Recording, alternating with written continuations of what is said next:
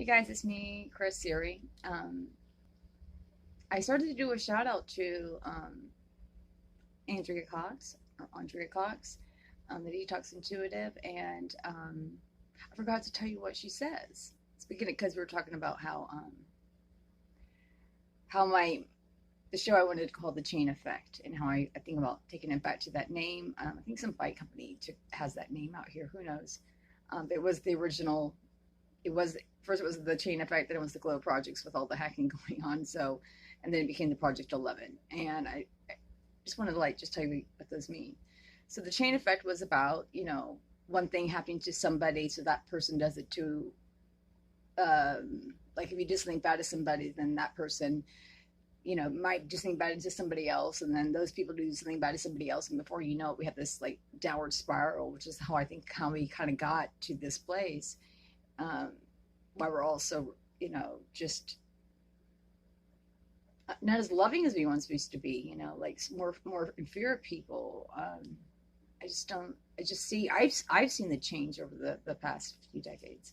So, and the goal was to inspire those of us who want, to do well. And because a lot of us that are great, good and great, and, just kind of link together, and then kind of just have intentions of spiraling it back up by doing good things, and getting other people to have a change of heart, and want and just slowly get us back up. So that's why it's called chain effect. So chain effect could go however, whatever intention you set out on it.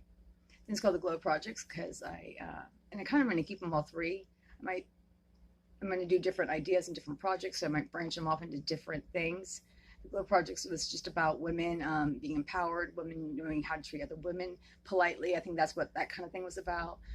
For more younger adults, they can go anywhere, anyway. I don't really have a.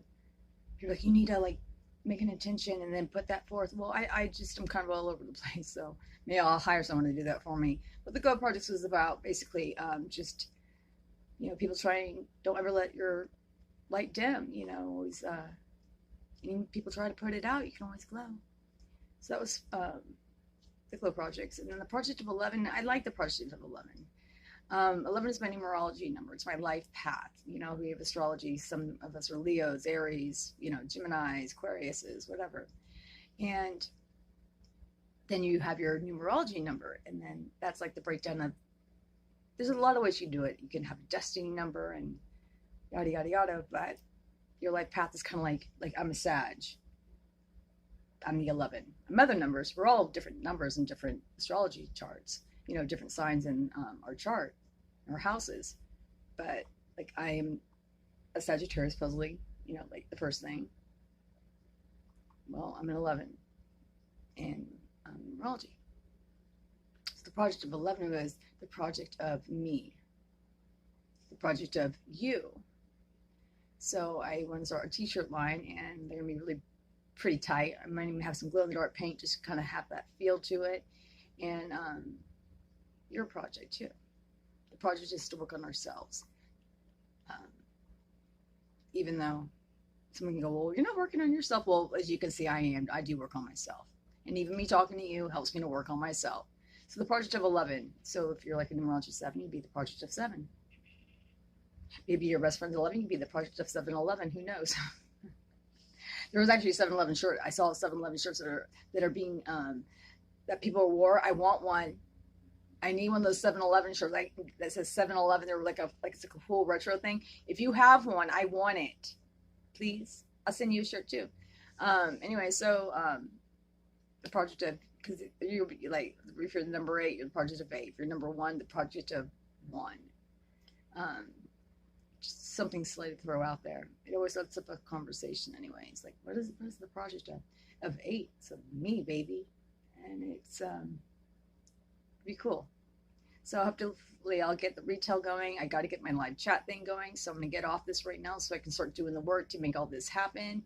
And let's have fun too, guys. It's not get all sad and all for like So yeah, I mentioned that.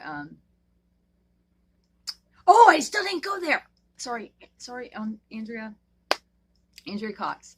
Okay, speaking of the cancer, Like, you know, like kind of like the chain effect, how one person does something and then it kind of infiltrates like everybody's world, you know, just kind of spreads like a disease, like cancer. But Andrea Cox says, and she's also has her own, I think it's Andrea Cox TV, something to that effect. She not detox like rehab, but like detox of, she's vegan, or organic, no, I think I call that. There's another term for it, for the vegan. Anyway, so she knows animal products at all. Not even her dogs even eat, you know, animal products themselves.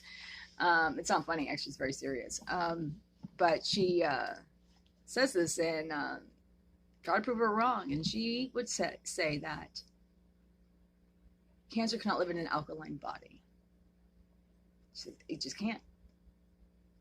So if you know anybody with cancer, if you know of anybody that might need her help or might need to get a reading, maybe. She's really amazing with all of that. So please check her out. Really good person. She's not a woman hater. She's very supportive of women, and I love that about her. So go check her out. And the other part was power of love. I didn't really stay this. I always go off on these tangents because I don't really ever have a script. I just kind of just say what I want to say. And I've already been at 6 minutes. Wow. Is that I have to make these points out faster. Once you, even if you're scared, sometimes you just gotta jump in the void in life, guys. Just gotta jump in the void. And you know what? And if someone's like, oh, I don't want to tell him because I don't want him to win or I don't want her to win, you know what? Let him win. Because you'll always end up winning if you let somebody else win. Somehow you're gonna end up winning. Don't ask me how I just know these things. I'll tell you one thing is it was freeing. Even if they have ego, and even if they're narcissist or whatever term you want to use, I'm having. Because you should have enough love for yourself. You should have enough love to give to everybody.